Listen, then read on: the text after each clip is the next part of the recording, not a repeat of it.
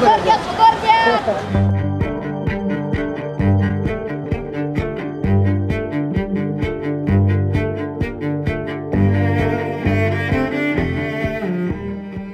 ইতিহাস, ঐতিহ্য ও বাহারি খাবারের জন্য বিখ্যাত পুরান ঢাকা। পুরান ঢাকার বিখ্যাত একটি বাহন ঘোড়ার গাড়ি বা টমটম। রূপকথাতেও আছে এই ঘোড়ার গাড়ির নাম। রাজা বাদশাহ জমিদারদের আভিজাত্য প্রকাশ করার মাধ্যমে ছিল ঘোড়ার গাড়ি। গুলিস্তান যাবো, লাইফের ফার্স্ট টাইম উঠছি তো আসলে আমার কাছে অনেকটা ভালো লাগতেছে। আসলে কখনো উঠি নাই তো এই জন্য ফার্স্ট টাইম দেখতেছি কিরকম লাগতেছে।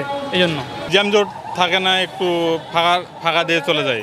এই জন্য আমার ক্লাস আছে তো সেই জন্য তাড়াতাড়ি যাওয়ার জন্য ঘোড়া গাড়িতে উঠে পড়েছি। সে আভিজাত্য মুছে গেছে অনেক আগেই। এখন লড়াই অস্তিত্বের। রাজধানীর একটি রুটে যাত্রী টেনে কোনো রকমই টিকে আছে ঐতিহ্যবাহী এই বাহন। একসময় পুরান ঢাকার পরিচয় ছিল ঘোড়ার গাড়ির শহর হিসেবে। তখন এই এলাকায় প্রায় 300 ঘোড়ার গাড়ি চললেও বর্তমানে চলছে হাতে গোনা কয়েকটি। ঘোড়ার সংখ্যা কমে এসেছে। আধুনিকতার ছোঁয়ায় বর্তমানে তেমন কেউ যাতায়াত করেন না ঘোড়ার গাড়িতে। আমাদের ওই পাশ না দিয়ে এই পাশ দিন আমাদের অনেক ভালো হতো। ওই পাশ দিয়ে আমার চোখে পড়ে না যাত্রীটা, ঠিক আছে। এই পাশ দিয়ে লাইনটা থাকলে সবার চোখে পড়ে, ঠিক আছে। চোখে পড়লে এরকম যাত্রী বাসেতে নামে আমাদের গাড়িতে উঠে, আমাদের ভালো লাগে যাত্রী উঠলে। ওই সাথে থাকলে তো গাড়ির যে লাইনটা আরো দিনে তিনটা টিপ মারণ যায় না, ঠিক আছে। 2টা টিপ মারতে কষ্ট হয়ে যায়। এখন বর্তমানে ভাই যাত্রী নাই, লোকজন নাই, বুঝছেন। আগে তো মনোবজন লোকজন আসলাম, পদ্মা সেতু আর মেট্রো রেল অনেক লোকজন নাই।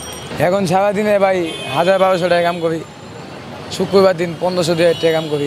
গুলিস্তান থেকে সদরঘাট রুটে কয়েকটি ঘোড়ার গাড়ি চলাচল করে। ভাড়া 30 টাকা। তবে বাস ভাড়া 10 টাকা থাকায় শখের বসে ছাড়া খুব কম মানুষই ঘোড়ার গাড়িতে যাতায়াত করেন।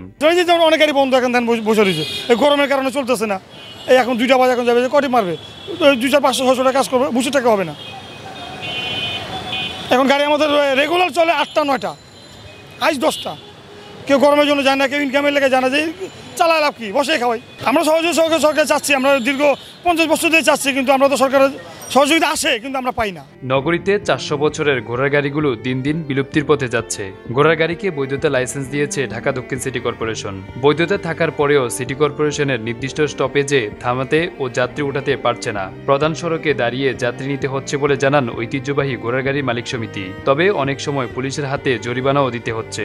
মেয়র দ্বারাই আমরা কিছু সহযোগিতা পাচ্ছি, থাকতে পারছি, এমন কিছু গুলিস্তানকে খাড়াইতে পারতেছি। এইটাও পারতাম না আমরা, পুলিশ আমাদের জ্বালা যন্ত্রণা করতো, রাখার বিল করতো।